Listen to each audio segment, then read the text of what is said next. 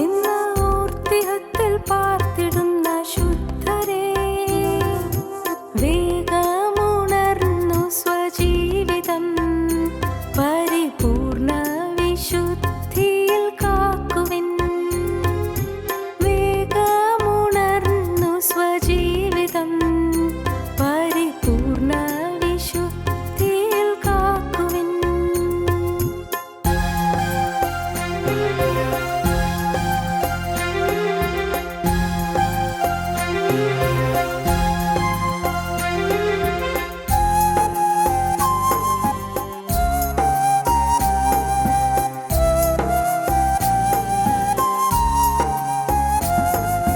ക്രിസ്തുവിൻ നാളിൽ നിർമ്മലന്മാരും ഇടർച്ചയില്ലാത്തോരും ആയിരിപ്പാൻ.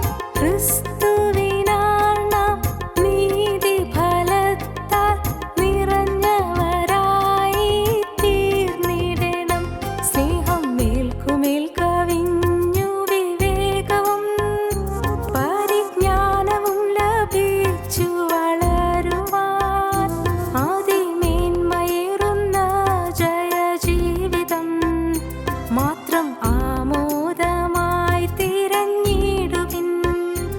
അതിമേന്മയേറുന്ന ജയജീവിതം മാത്രം ആമോദമായി തിരഞ്ഞിടുവിൻ.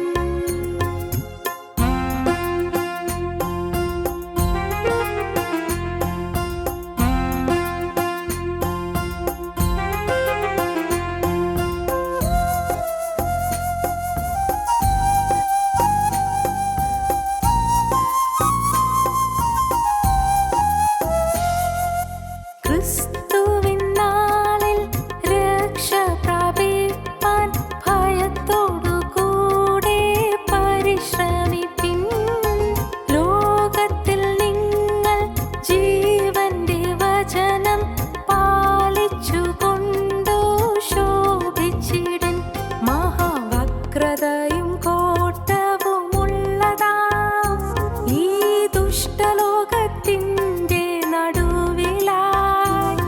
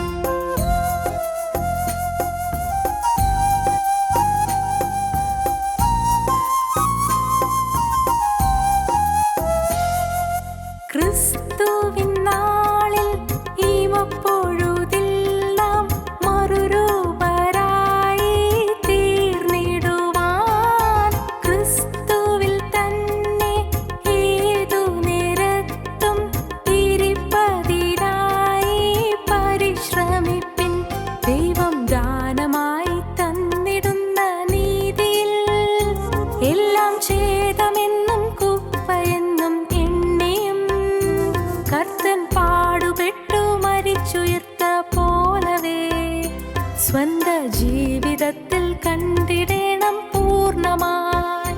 കർത്തൻ പാടുപെട്ടു മരിച്ചുയർത്ത പോലവേ സ്വന്ത ജീവിതത്തിൽ കണ്ടിടേണം പൂർണ്ണമായി.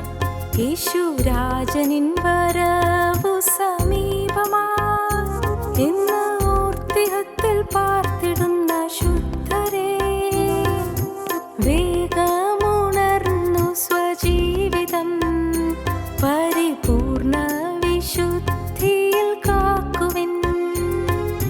വേഗമുണർന്നു സ്വജീവിതം പരിപൂർണ വിശുദ്ധിയിൽ കാക്കുവിൻ. ഞങ്ങളും ക്രൂശിക്കപ്പെട്ട ക്രിസ്തുവിനെ പ്രസംഗിക്കുന്നു. ദൈവ തിരുനാമത്തിന് മഹത്വം ഉണ്ടാകട്ടെ. രാജാക്കന്മാരുടെ 1-ാമത്തെ പുസ്തകം 19-ാം അധ്യായം 4-ാം വാക്യം വായിക്കാം. താനോ മരുഭൂമിയിൽ ഒരു ദിവസത്തെ വഴി ചെന്ന് ഒരു ചൂരച്ചെടിയുടെ തണലിലിരുന്ന് മരിപ്പാനിച്ഛിച്ചു. ഇപ്പോൾ മതി, യഹോവേ, എൻ്റെ പ്രാണനെ എടുത്തുകൊള്ളണമേ, ഞാൻ എൻ്റെ പിതാക്കന്മാരെക്കാൾ നല്ലവനല്ലോ എന്ന് പറഞ്ഞു. ഇവിടെ ഏലിയ പ്രവാചകൻ മരിക്കാൻ ആഗ്രഹിക്കുന്നതാണ് നാം വായിക്കുന്നത്. ഏലിയ പ്രവാചകൻ, പഴയ നിയമത്തിലെ ശ്രേഷ്ഠ പ്രവാചകനായ ഏലിയാവ്, ദൈവത്തിൻ്റെ പരിശുദ്ധാത്മാവിനാൽ നിറഞ്ഞ പ്രവാചകൻ മരിക്കാൻ ആഗ്രഹിക്കുകയാണ്. നിരാശ വരികയാണ്. എന്താണ് പ്രവാചകന് നിരാശയ്ക്ക് കാരണം? ഒരു സ്ത്രീ, അത് രാജ്ഞിയാണ്, അന്നത്തെ രാജ്യം വാഴുന്ന ആഹാബ് രാജാവിൻ്റെ ഭാര്യയാണ്. വിഗ്രഹാരാധന കൈമുതലാക്കിയൊരു സ്ത്രീയാണ്. വിഗ്രഹാരാധനയ്ക്ക് പ്രേരണ കൊടുക്കുന്നൊരു സ്ത്രീയാണ്. ദൈവജനത്തെ മുഴുവൻ ദ്വേഷിക്കുന്നൊരു സ്ത്രീയാണ്. ദൈവജനത്തെ നശിപ്പിക്കാൻ ഉദ്യമിക്കുന്നൊരു സ്ത്രീയാണ്. ഏറ്റവും ഹീനമായ ജീവിതം നയിക്കുന്ന, ഏറ്റവും മോശമായ സ്വഭാവമുള്ളൊരു സ്ത്രീയാണ്. പക്ഷേ അവൾ രാജാവിൻ്റെ ഭാര്യയാണ്. അവൾ അധികാരസ്ഥാനത്താണ് ഇരിക്കുന്നത്. അധികാരസ്ഥാനത്തിരിക്കുന്നയാൾ, അധികാരമുള്ളയാൾക്ക് അഹങ്കാരം കൂടിയായാലോ എന്തായിരിക്കും സ്ഥിതി? പ്രജകൾക്കാർക്കും സമാധാനം കിട്ടുകയില്ല. ഈ ഈസബേൽ എന്ന ആ ദുഷ്ട സ്ത്രീ അധികാരം കൈയാളിക്കൊണ്ട് അവൾ ഏലിയ പ്രവാചകനെ ഹിംസിക്കാൻ തീരുമാനിച്ചു, കൊല്ലാൻ തീരുമാനിച്ചു. അവൾ പറഞ്ഞു, ഭയങ്കരമായൊരു ഭീഷണിയായിരുന്നു. ഭീഷണി എന്താണ്? ഈസബേൽ ഏലിയാവിൻ്റെ അടുക്കൽ ഒരു ദൂതനെ അയച്ചു. 2-ാം വാക്യം വായിക്കാം. ഈസബേൽ ഏലിയാവിൻ്റെ അടുക്കൽ ഒരു ദൂതനെ അയച്ചു. ഒരാളെ അയച്ചിട്ട് പറയുകയാണ്, നാളെ ഈ നേരത്തെ ഞാൻ നിന്റെ ജീവനെ അവരിൽ ഒരുത്തൻ്റെ ജീവനെ പോലെ ആക്കുന്നില്ല എങ്കിൽ ദേവന്മാർ എന്നോട് തക്കവണ്ണവും അധികവും ചെയ്യുമാറാകട്ടെ എന്ന് പറയിച്ചു. അല്പം പോലും പേടിയില്ലാത്ത ഏലിയാവ് ഈ ദുഷ്ട സ്ത്രീയുടെ വാക്ക് കേട്ടപ്പോൾ പേടിച്ചുപോയി. പേടി എന്തെന്നറിയാത്ത ദൈവപുരുഷൻ പേടിച്ചുപോയി. ഭീഷണിയുടെ മുമ്പിൽ പാവം ഏലിയാവ് പതറിപ്പോയി. ഏലിയാവ് എന്ത് ധീരമായിട്ടാണ് കർമ്മേലിൽ നിന്നത്. 18-ാം അധ്യായം മുഴുവൻ വായിക്കുമ്പോൾ ഏലിയാവിൻ്റെ ജയത്തിൻ്റെ കഥയാണ് നാം വായിക്കുന്നത്. ദൈവത്തിൻ്റെ പരിശുദ്ധാത്മാവ് ദൈവപുരുഷൻ്റെ പ്രാർത്ഥനയ്ക്ക് തീയായി ഇറങ്ങി വന്ന ചരിത്രമാണ് 18-ാം അധ്യായത്തിൽ. രാജാക്കന്മാരുടെ 1-ാമത്തെ പുസ്തകം 18-ാം അധ്യായത്തിൽ കർമ്മേലിൽ തീയിറക്കിയ പ്രവാചകനാണ് ഏലിയാവ്. എന്തൊരു അത്ഭുതമായിരുന്നു! കർമ്മേലിൽ തീയിറക്കിയെന്ന് മാത്രമല്ല, വേറൊരു വലിയ അത്ഭുതം, ദേശത്ത് മഴ പെയ്യിച്ചു. 3.5 കൊല്ലം മഴയില്ലാത്ത ദേശത്ത് ഏലിയ പ്രവാചകൻ മഴ പെയ്യിച്ചു. അതെന്തൊരു അത്ഭുതം! ദൈവസന്നിധിയിൽ നിന്ന് മുഴങ്കാലുകളുടെ ഇടയിൽ തല തിരികൊണ്ട് ഏങ്ങലടിച്ച് കരഞ്ഞുകൊണ്ട് ദൈവത്തോട് പ്രാർത്ഥിച്ച് നിലവിളിച്ച് ഏലിയാവ് ജീവനുള്ള ദൈവത്തിൻ്റെ അത്ഭുതം ഭൂമിയിൽ ഇറങ്ങി വരാൻ കാരണമായി നിന്നു. ഏലിയാവ് പ്രാർത്ഥിച്ചു, മഴ പെയ്തു. ഏലിയാവ് മഴയുടെ മുഴക്കം കേട്ടുകൊണ്ട് മേഘങ്ങളിങ്ങനെ കയറി, കൈപ്പത്തി പോലെ മേഘം വന്നു. അതിങ്ങനെ പൊങ്ങി പൊങ്ങി വന്നപ്പോൾ മേഘം കൂടി വന്നു. ഏലിയാവ് ചെന്ന് ആഹാബിനോട് പറഞ്ഞു. എന്നാൽ പറഞ്ഞത്, മഴയുടെ മുഴക്കം കേൾക്കുന്നുണ്ട്, വേഗം രഥം പൂട്ടി ഓടിപ്പോയിക്കൊള്ളുക എന്ന്. ആഹാബ് രാജാരഥത്തിൽ കയറി. ആഹാബിനൊരു കാര്യം ചെയ്യാമായിരുന്നു. ഇത്രയും വലിയ അത്ഭുതം ചെയ്ത ദൈവപുരുഷനല്ലേ, മഴ വരുന്നുണ്ട്, 3.5 കൊല്ലം മഴയില്ലാത്ത ദേശത്ത് മഴ പെയ്യുന്നുണ്ട്. ഈ ദൈവപുരുഷനെ ഒന്ന് രഥത്തിൽ നിന്ന് കയറ്റി ഇരുത്തിയിരുന്നെങ്കിൽ. ഇല്ലില്ല, ആഹാബ് ദൈവപുരുഷനെ ഗവനിച്ചില്ല, ഏലിയാവിനെ ഗവനിച്ചില്ല. ലോക നേതാക്കന്മാർ പാവപ്പെട്ട ദൈവപുരുഷന്മാരെ ഗവനിച്ചൊന്നും വരികയില്ല, പാവപ്പെട്ട ദൈവമക്കളെ മാനിച്ചൊന്നും വരികയില്ല. ഇത്രയും വലിയ അത്ഭുതങ്ങൾ ചെയ്ത ഒരു ദൈവപുരുഷനല്ലേ? ആത്മാവിൻ്റെ കൃപയാൽ നിറഞ്ഞു നിൽക്കുന്ന ഒരു ദൈവപുരുഷനല്ലേ? മഴ പെയ്ത് നനയാതിരിക്കാൻ ഈ ദൈവപുരുഷൻ തന്നെ പ്രാർത്ഥിച്ച് മഴയുണ്ടാക്കുന്നതാണ്, സ്വർഗത്തിൽ നിന്ന് മഴ ഇറക്കുന്നതാണ്. ഈ മനുഷ്യൻ്റെ പ്രാർത്ഥന കേട്ടാണ് ദൈവം മഴ ഇറക്കുന്നത്. ആഹാബിന് നല്ലതുപോലെ മനസ്സിലായി. എന്നാൽ ഈ മനുഷ്യനെ ആദരിക്കാൻ തോന്നിയില്ല. പക്ഷേ എന്തുണ്ടായി? നാം വായിക്കുന്നൊരു വാക്യമുണ്ട്. 18-ാം അധ്യായത്തിൻ്റെ 45-ാം വാക്യം നമുക്ക് വായിക്കാം. ക്ഷണത്തിൽ ആകാശം മേഘവും കാറ്റും കൊണ്ട് കറുത്തു, വൻമഴ പെയ്തു. ആഹാബ് രഥം കയറി ഇസ്രായേലിലേക്ക് പോയി. എന്നാൽ യഹോവയുടെ കൈ ഏലിയാവിന്മേൽ വന്നു. അപ്പോൾ ദൈവത്തിൻ്റെ കൈ ഏലിയാവിൻ്റെ മേൽ വന്നു. ദൈവത്തിൻ്റെ കൈ ദൈവത്തിൻ്റെ ആത്മാവാണ്. ദൈവത്തിൻ്റെ ആത്മാവ് ദൈവപുരുഷൻ്റെ മേൽ വന്നു. ശക്തിയായി ആത്മാവ് ദൈവപുരുഷൻ്റെ ഉള്ളത്തിലേക്ക് വന്നു. അവൻ അരമുറുക്കിയും കൊണ്ട് ഇസ്രായേലിൽ എത്തും വരെ ആഹാബിന് മുമ്പായി ഓടി. രാജാവിൻ്റെ രഥത്തിന് മുൻപേ ഈ ഏലിയാവ് ഓടുകയാണ്, മുൻപേ ഓടുകയാണ്. എങ്ങനെ ഈ കാലുകൾക്ക് വേഗത കിട്ടി? എന്തൊരു കരുത്താണ്, എന്തൊരു ശക്തിയാണ്! സ്വർഗത്തിലെ ദൈവത്തിൻ്റെ കൃപയുടെ ആത്മാവിൻ്റെ ശക്തിയേറിയ പ്രവാഹം കൊണ്ടാണ് ഏലിയാവിന് ഈ അത്ഭുതം നിർവഹിക്കാൻ കഴിഞ്ഞത്. അഹാബിൻ്റെ രഥത്തിൻ്റെ മുൻപേ ഓടി. ദൈവത്തിന് സ്തോത്രം. പ്രിയപ്പെട്ടവരെ, ഈ ദൈവത്തിൻ്റെ ആത്മാവിൻ്റെ കൃപ ഞാൻ പത്രത്തിൽ വായിച്ചു. അത് നല്ല മനോഹരമായൊരു വാർത്തയായിരുന്നു. ഞാൻ ആ വാർത്ത വായിച്ചപ്പോൾ വിശേഷിച്ചൊന്നും ആദ്യം തോന്നിയില്ല, പിന്നെ ഓർത്തു. എന്നാൽ നിങ്ങൾ വായിച്ചു കാണും. 2 അതിലധികമോ ചെന്നായ്ക്കൾ ചേർന്ന് 2 മ്ലാവുകളെ ഓടിച്ചു. ഈ മ്ലാവ് പ്രാണരക്ഷാർത്ഥം ഓടി. ഈ മ്ലാവ് 2 ഓടിയിട്ട് ചെന്നായി പിടിക്കുമെന്നായി. മ്ലാവ് എടുത്ത് പുഴയിലേക്ക് ചാടി, വെള്ളത്തിലേക്ക് ചാടി. ചെന്നായ്ക്കൾ കരയിൽ നിന്നു. മ്ലാവിന് പിടിക്കാൻ പറ്റിയില്ല. കുറേ നേരം നിന്നു. മ്ലാവ് ആ വെള്ളത്തിലൂടെ അങ്ങനെ നീന്തി നടന്നു. ചെന്നായ്ക്കൾ നിരാശരായി തിരികെ പോയി. അത് വായിച്ചു കഴിഞ്ഞ് അല്പം കഴിഞ്ഞപ്പോൾ ഞാൻ ചിന്തിച്ചു, ഇങ്ങനെയല്ലേ വാസ്തവത്തിൽ നടക്കുന്നത്? നമ്മെ എങ്ങനെയും ഹിംസിക്കാൻ ഭീകരന്മാരായ ചെന്നായ്ക്കൾ വരുന്നുണ്ട്. നമ്മെ തകർക്കാൻ ദുഷ്ടാത്മാക്കൾ വരുന്നുണ്ട്. ഭയങ്കര ചെന്നായ്ക്കൾ ആത്മാവിൽ ജീവനുള്ള ദൈവമക്കളെ നശിപ്പിക്കാനും ഹിംസിക്കാനും ദുരാത്മാക്കൾ ഇങ്ങനെ ചീറിപ്പാഞ്ഞു വരുന്നുണ്ട്. ഈ ഘോരകാന്താരത്തിൽ, ഈ ഭീകരമായ കാനനത്തിൽ നമ്മെ പിടിച്ച് നമ്മെ കടിച്ചു കീറുവാൻ വെമ്പൽ കൊണ്ടുവരുന്ന ചെന്നായ്ക്കൾ ദുഷ്ടാത്മാക്കളാണ്, ദുരാത്മാക്കളാണ്, പൈശാചിക സേനയാണ്. എവിടെ ചെന്ന് അഭയം കിട്ടും? ഓടി രക്ഷപ്പെടാൻ നമുക്ക് കഴിവില്ല. ഈ ചെന്നായ്ക്കളുടെ മുന്നിൽ ഓടി രക്ഷപ്പെടാൻ കഴിവില്ല. ചാടിക്കൊള്ളുക വെള്ളത്തിലേക്ക്. ഞാൻ ചിന്തിച്ചു, വെള്ളം അടുത്ത് തന്നെയുണ്ട്. ഈ വെള്ളം ഏതാണ്? ദൈവത്തിന് സ്തോത്രം. ഏതാണ് ഈ വെള്ളം? ഉത്സവത്തിന് മഹാദിനമായി ഒടുക്കത്തെ നാളിൽ യേശു നിന്നുകൊണ്ട് ദാഹിക്കുന്നവനെല്ലാം എൻ്റെ അടുക്കൽ വന്ന് കുടിക്കട്ടെ, എന്നിൽ വിശ്വസിക്കുന്നതിൻ്റെ ഉള്ളിൽ നിന്ന് തിരുവെഴുത്ത് പറയുന്നത് പോലെ ജീവജലത്തിൻ്റെ നദികൾ ഒഴുകുമെന്ന് വിളിച്ചു പറഞ്ഞു. ഇത് തന്നിൽ വിശ്വസിക്കുന്നവർക്ക് ലഭിക്കാനുള്ള ആത്മാവിനെക്കുറിച്ചാകുന്നു പറഞ്ഞത്. പരിശുദ്ധാത്മാവാണ് ഈ ജീവജലം. ഈ ജലം, ഈ പുഴ, ജീവജലത്തിൻ്റെ നദികൾ ഒഴുകും. അത് പരിശുദ്ധാത്മാവിനെക്കുറിച്ചാകുന്നു പറഞ്ഞത്. സ്നേഹിതരെ, നമ്മുടെ ജീവിതത്തിൽ പ്രശ്നങ്ങൾ വരുമ്പോൾ, പിശാച് നമ്മെ വേട്ടയാടുമ്പോൾ, പാപത്തിൻ്റെ പ്രലോഭനങ്ങൾ വരുമ്പോൾ, തിന്മയിലേക്കുള്ള ആകർഷണങ്ങൾ വരുമ്പോൾ, ലോകം നമ്മെ പ്രശംസ കൊണ്ട് മൂടി നമ്മെ ആകർഷിക്കുകയും നമ്മെ പ്രലോഭിപ്പിക്കുകയും ചെയ്യുമ്പോൾ, നമ്മുടെ കൂടെ തന്നെ പലരും നമ്മെ എതിർക്കുകയും നമ്മെ വെറുക്കുകയും അറപ്പോടെ കാണുകയും ചെയ്യുമ്പോൾ, ജനനേതാക്കന്മാർ നമ്മെ വെറുക്കുകയും നമ്മെ പൊറുക്കാനാവാതെ നമ്മെക്കുറിച്ച് ഇല്ലാത്തത് പറയുകയും ചെയ്യുമ്പോൾ, അപ്പോഴെല്ലാം വേഗം ചെന്ന് നീന്താം ഈ വെള്ളത്തിൽ, ആത്മജല പ്രവാഹത്തിൽ, പരിശുദ്ധാത്മാവിൽ മറയാം. സഹോദരങ്ങളെ, പരിശുദ്ധാത്മാവിൻ്റെ കൃപ നമ്മോട് ലഭിക്കുവാൻ അപ്പോൾ ദൈവത്തിൻ്റെ അത്ഭുതകരമായ കരം നമ്മുടെ മേൽ വരുമെങ്കിൽ നാം ഭാഗ്യശാലികളാണ്. പരിശുദ്ധാത്മാവിൻ്റെ കൃപ വരണം. യഹോവയുടെ കൈ ഏലിയാവിൻ്റെ മേൽ വന്നു. ഏലിയാവിന് ബലം കിട്ടി. ഏലിയാവ് ശക്തി പ്രാപിച്ചു.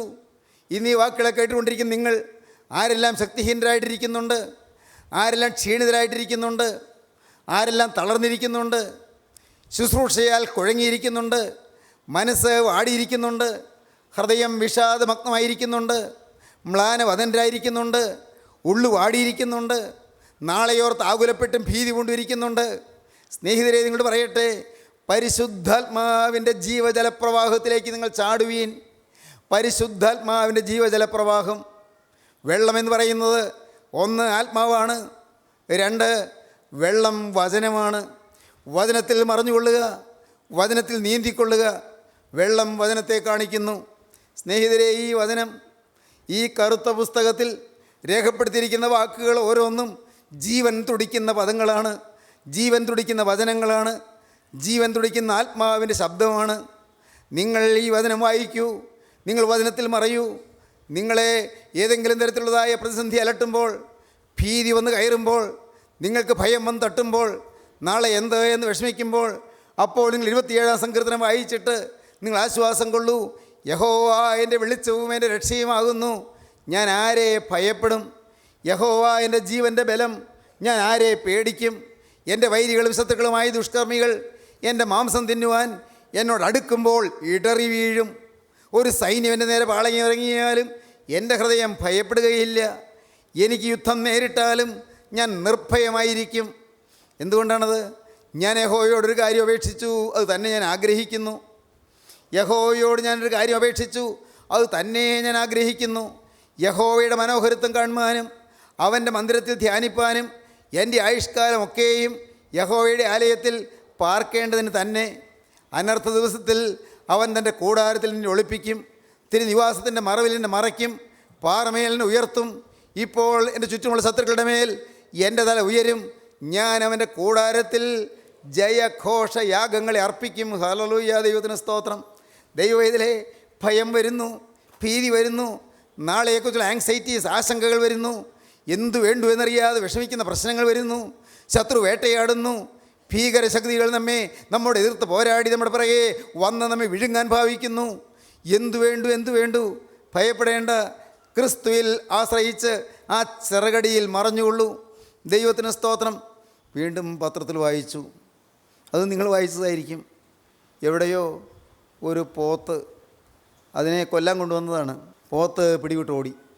അതങ്ങ് മരണഭീതിയോടെ ഓടുകയാണ്. മരണഭീതി, ചാകുമെന്നുള്ള ഭീതിയോടെയുള്ള ഓട്ടമാണ്. ആ പോത്ത് ആരെയെല്ലാമോ വെട്ടി വീഴിച്ചു, കൊമ്പുകൊണ്ട് വീഴിച്ചു. മാരകമായ പരിക്കുകൾ പറ്റി. പലരും ഹോസ്പിറ്റലാണെന്നൊക്കെയാണ് പത്രത്തിൽ വായിച്ചത്. നിങ്ങളൊക്കെ വായിച്ച് കാണുമല്ലോ പ്രിയപ്പെട്ടവരെ. ആ പോത്ത് ഇങ്ങനെ ഓടിച്ചോടിച്ച് പലരെയും അപകടത്തിലാക്കുന്നു, നാടാകെ പേടിക്കുന്നു. അതിനെ ഒന്ന് അമർച്ച വരുത്താൻ ആർക്കും സാധിക്കുന്നില്ല. പല വിദഗ്ധന്മാരും വന്നു, നായാട്ട് വീരന്മാർ വന്നു, വെടിവയ്ക്കാൻ സമർത്ഥന്മാരായി വന്നു. അതിനുള്ള അനുവാദമെല്ലാം വേണമല്ലോ. അനുവാദങ്ങളെല്ലാം പെട്ടെന്ന് സംഘടിപ്പിച്ചു. ഔദ്യോഗികമായ അനുവാദങ്ങളെല്ലാം ലഭിച്ചു. ആ പോത്തിനെ അതിനെ വെടിവെച്ച് കൊല്ലാനായിട്ട് അതിനുള്ളതായ ശ്രമങ്ങൾ തുടങ്ങി. ഞാൻ വായിച്ചു, ഇങ്ങനെയാണ് വായിച്ചത്. ഞാൻ പത്രത്തിലെ വാർത്ത ഇങ്ങനെയല്ല നമ്മൾ വായിച്ചത്. വായിച്ചു കഴിഞ്ഞപ്പോൾ എൻ്റെ മനസ്സിലൂടെ ചില ചിന്തകൾ ഇങ്ങനെയാണ് പോയത്. ഈ ഭീകരനായ കാട്ടുപോത്ത്, അതിൻ്റെ ശക്തി ഭയങ്കരമാണ്. ഭയങ്കരമായ ശക്തിയാണ് കാട്ടുപോത്തിന്. ഈ കാട്ടുപോത്ത് നമ്മെ വെട്ടാൻ വരികയാണ്. പക്ഷേ ഒന്നുണ്ട്, മരണപരാക്രമം കൊണ്ടായി ഓടി വരുന്നത്. അന്ത്യക്രിസ്തുവിൻ്റെ മരണപരാക്രമമാണിത്. ഇന്ന് ലോകത്തെല്ലാം എതിർ ക്രിസ്തുവിൻ്റെ മരണപരാക്രമം കാണാം.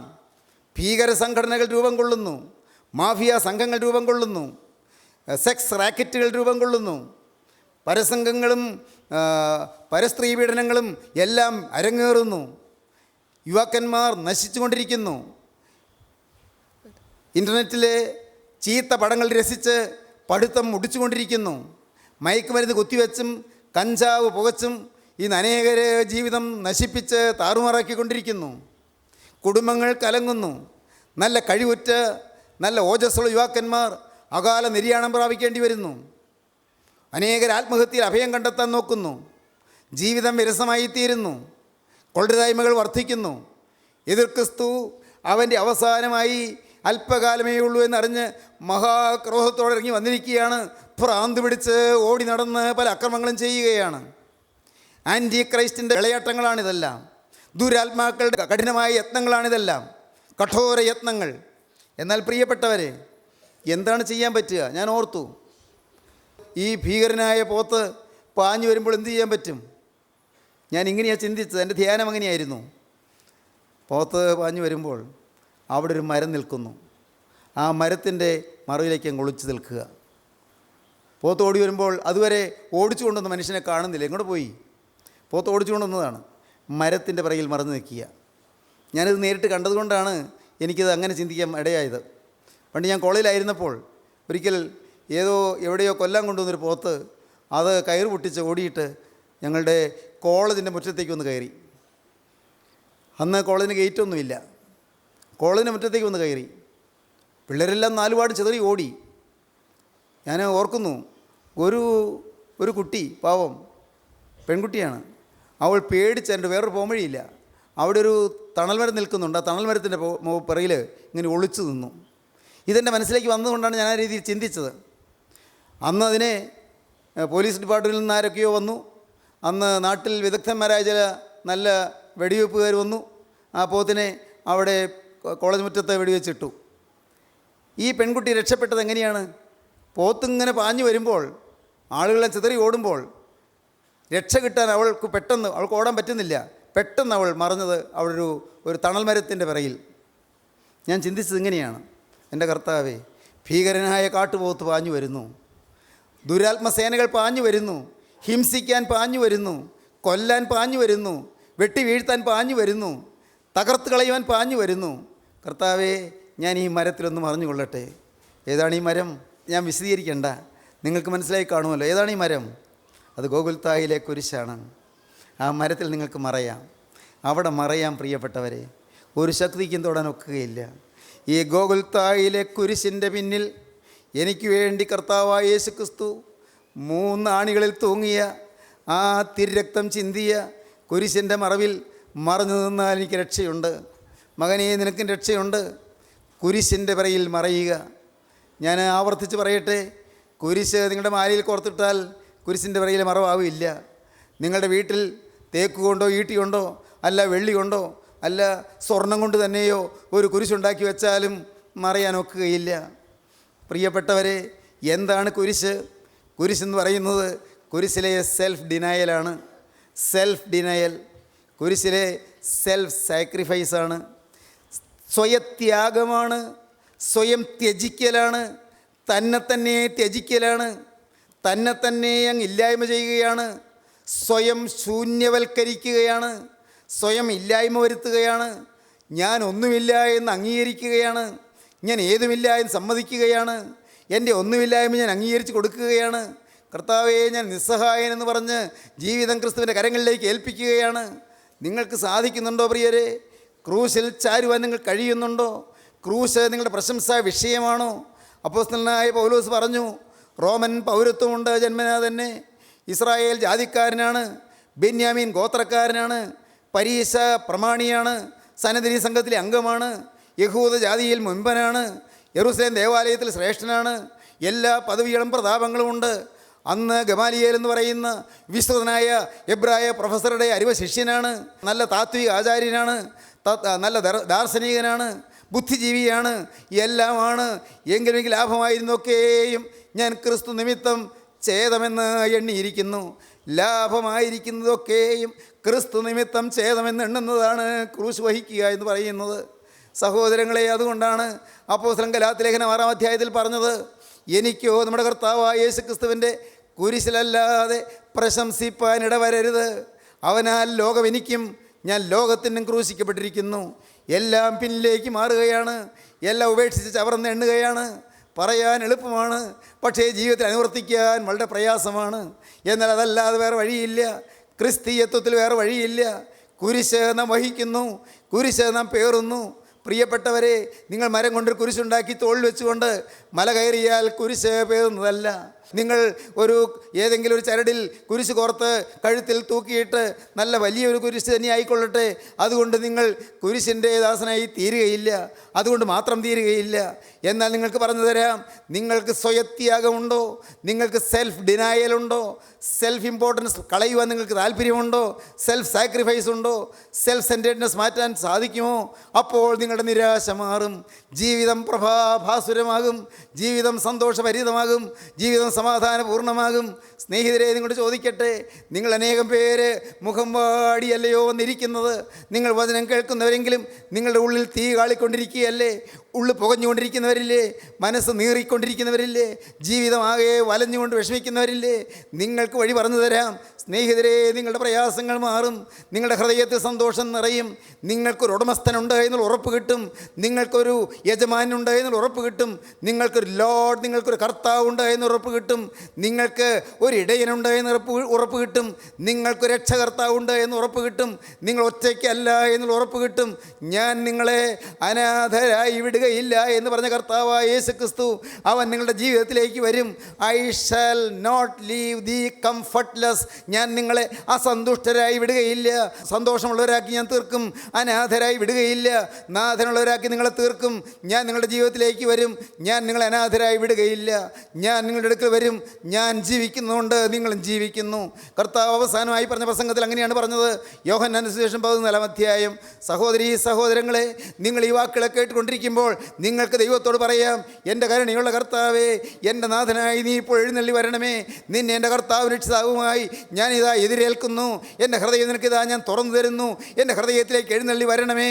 എൻ്റെ ജീവിതത്തിന് നിയന്ത്രണം നീ ഏറ്റെടുക്കണമേ. എൻ്റെ രാജാവായി എൻ്റെ ഹൃദയത്തിൽ നീ വാഴണമേ. എന്നെ നീ ഭരിക്കണമേ. എന്നെ നീ നിയന്ത്രിക്കണമേ. എൻ്റെ ജീവിതത്തിൻ്റെ സകല ചുമതലകൾ നീ ഏറ്റെടുക്കണമേ. എൻ്റെ നാഥ, എൻ്റെ നിരാശകളോട് ഞാൻ യാത്ര പറയുന്നു. എൻ്റെ വാട്ടത്തോട് യാത്ര പറയുന്നു. എൻ്റെ വിഷാദങ്ങളോട് യാത്ര പറയുന്നു. എൻ്റെ അങ്കലാപ്പുകളോട് യാത്ര പറയുന്നു. എൻ്റെ സംശയങ്ങളോട് യാത്ര പറയുന്നു. എൻ്റെ ദൈവമേ, എൻ്റെ ജീവിതത്തിൽ മറഞ്ഞു കിടക്കുന്ന പാപങ്ങളോട് യാത്ര പറയുന്നു. പാപമില്ലാത്ത സംശുദ്ധ ജീവിതത്തിൻ്റെ സുഖമാസ്വദിപ്പാൻ എന്നെ തന്നെ നിൻ്റെ കരങ്ങളിലേക്ക് തരുന്നു. സ്നേഹിതരെ, നിങ്ങൾക്ക് സമർപ്പിക്കാം. നിങ്ങളുടെ ജീവിതം ക്രിസ്തുവിൻ്റെ കരങ്ങളിലേക്ക് കൊടുക്കാം. അവനിതാ നിങ്ങളുടെ മുൻപിൽ ആണിപ്പാടുള്ള കരം നീട്ടി കെഞ്ചി നിൽക്കുകയാണ്. ഞാനിതാ വാതിൽക്കൽ നിന്ന് മുട്ടുന്നു. ആരെങ്കിലും എൻ്റെ ശബ്ദം കേട്ട് വാതിൽ തുറന്നാൽ ഞാൻ അകത്ത് ചെന്ന് ഞാൻ അവനോടും അവൻ എന്നോടും കൂടെ അത്താഴം കഴിക്കുമെന്ന് യേശു പറയുന്നു. അവനായി ഹൃദയം തുറക്കുവീൻ. അവനെ ഉള്ളത്തിലേക്ക് എതിരേൽക്കുവീൻ. അവനെ സ്വീകരിപ്പീൻ. യേശുവിനെ കൈക്കൊള്ളുവീൻ. യേശു വഹിച്ച കുരിശിൻ്റെ മഹത്വം ദർശിച്ച് ജീവിതത്തിൽ അവനവൻ കുരിശ് പേറുവീൻ. കുരിശ് വഹിപ്പീൻ. നിന്ന വഹിപ്പീൻ. അപമാനം ധരിപ്പീൻ. ആക്ഷേപം വഹിപ്പീൻ. ക്രിസ്തുവിനെ കൈക്കൊള്ളുവീൻ. ക്രിസ്തു പോയി അതേ വഴിയിൽ കൂടി പോകുവീൻ. നിന്നയുടെ വഴിയിൽ കൂടി പോകുവീൻ. യേശുവിനായി ജീവിതം സമർപ്പിക്കുവീൻ. നമുക്ക് പ്രാർത്ഥിക്കാം.